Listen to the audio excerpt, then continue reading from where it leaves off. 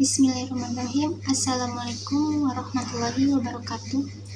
Kembali lagi bersama saya Naula Novianti.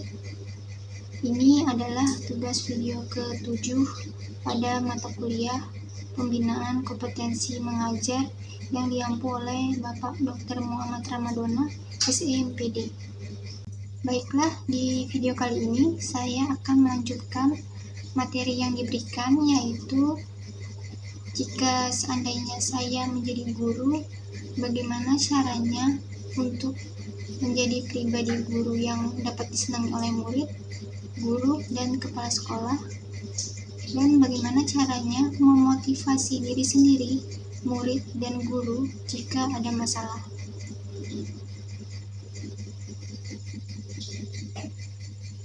Menjadi guru yang disenangi oleh murid, guru lain, dan kepala sekolah itu memerlukan kombinasi keterampilan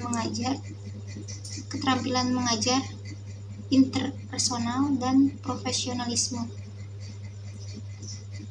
Berikut ini akan saya jelaskan beberapa langkah yang dapat membantu, yaitu untuk yang disenangi oleh murid dengan cara yang pertama, dengan menciptakan lingkungan belajar yang menyenangkan dengan menggunakan metode pengajaran yang interaktif dan menarik, serta memvariasikan aktivitas kelas dengan diskusi, proyek kelompok, maupun dengan teknologi. Lalu yang kedua, peduli dan menghargai murid. Tunjukkan perhatian pada perkembangan akademik dan kesejahteraan pribadi murid, lalu dengarkan mereka dan berikan dukungan. Yang ketiga, bersikap adil dan konsisten. Dengan cara menerapkan aturan kelas secara konsisten dan adil, sehingga murid merasa aman dan dihargai. Lalu yang keempat, motivasi dan inspirasi. Dorong murid untuk mencapai potensi mereka dan memberikan umpan balik yang konstruktif dan positif. Selanjutnya, untuk yang disenangi oleh guru, yaitu dengan cara yang pertama, kolaboratif. Bersedia bekerja sama dalam tim, berbagi ide dan sumber daya, serta mendukung proyek atau inisiatif bersama. Lalu yang kedua, ada profesional dan hormat. Tunjukkan sikap profesional dan hormat dalam setiap interaksi, baik itu formal maupun informal. Yang ketiga, berbagi keahlian dan pengalaman. Jadilah sumber daya bagi rekan-rekan dengan berbagi metode pengajaran yang efektif atau solusi untuk masalah yang umum dihadapi. Lalu yang keempat, terbuka terhadap masukan. Dengan cara menerima kritik konstruktif dengan sikap yang positif dan bersedia untuk terus belajar dan terus berkembang. Selanjutnya, untuk yang disenangi oleh kepala sekolah, yaitu yang pertama dengan profesionalisme tinggi, dengan cara menunjukkan komitmen terhadap tugas dan tanggung jawab, dengan kehadiran tepat waktu, persiapan yang baik, maupun dengan pemenuhan tenggat waktu.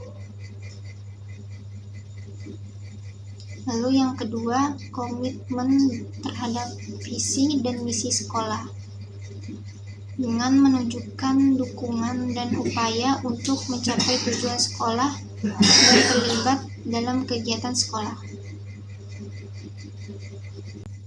Yang ketiga, inovatif dan proaktif, dengan menawarkan solusi inovatif untuk tantangan yang dihadapi sekolah dan inisiatif baru yang dapat meningkatkan kualitas pendidikan.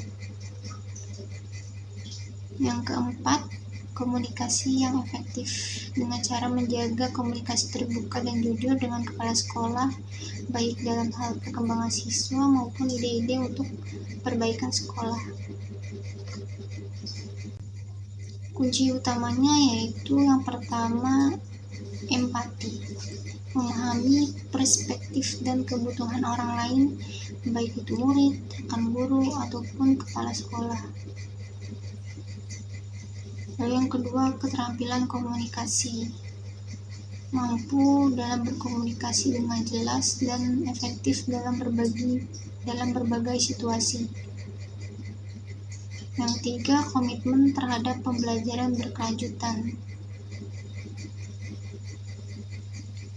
yaitu dengan cara terus mengembangkan diri melalui pelatihan, workshop, dan membaca literatur pendidikan yang terbaru. Selanjutnya, untuk memotivasi diri sendiri, murid, dan guru saat menghadapi masalah memerlukan pendekatan yang berbeda untuk setiap kelompok. Tetapi ada beberapa prinsip yang umum untuk bisa diterapkan. Untuk memotivasi diri sendiri yaitu dengan cara yang pertama menetapkan tujuan yang jelas, menentukan apa yang ingin dicapai dan merencanakan langkah-langkah untuk mencapainya. Lalu yang kedua, membuat jadwal rutin, menyusun rutinitas harian yang teratur untuk meningkatkan produktivitas. Lalu yang ketiga, mengelola waktu dengan baik, menghindari penundaan dan memanfaatkan waktu dengan yang efisien.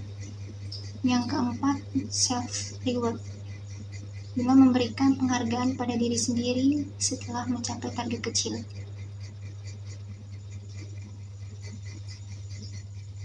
Yang kelima, refleksi diri, meluangkan waktu untuk merenungkan kemajuan dan apa yang telah dicapai. Yaitu selanjutnya untuk memotivasi murid, yaitu dengan cara yang pertama berikan pujian yang spesifik, menghargai usaha dan prestasi murid secara spesifik. Yang kedua, libatkan murid dalam pembelajaran dengan menggunakan metode yang interaktif dan menarik. Lalu yang ketiga, tetapkan tujuan yang dapat dicapai dengan cara membantu murid menetapkan tujuan yang realistis dan memberi mereka tanggung jawab. Yang keempat ini, bangun hubungan yang baik dengan cara menjalin komunikasi yang baik dan menunjukkan kepedulian terhadap perkembangan mereka.